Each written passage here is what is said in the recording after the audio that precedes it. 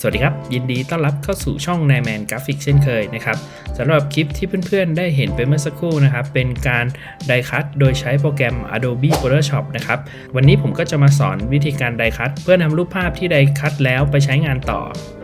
เริ่มจากการเปิดไฟล์นะครับซึ่งไฟล์ภาพนี้นะครับผมได้ถ่ายกับฉากเขียวไว้นะครับเพื่อให้ไดคัตได้ง่ายครับหลังจากนั้นเรามาเลือกเครื่องมือ Marquee Tool และคลิกที่ Select and Mask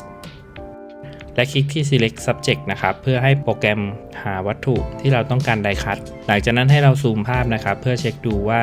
มีส่วนใดบ้างที่ยังมีสีเขียวติดอยู่ในภาพบ้างนะครับเราสามารถคลิกที่เครื่องหมายลบนะครับเพื่อลบส่วนที่ไม่ต้องการออก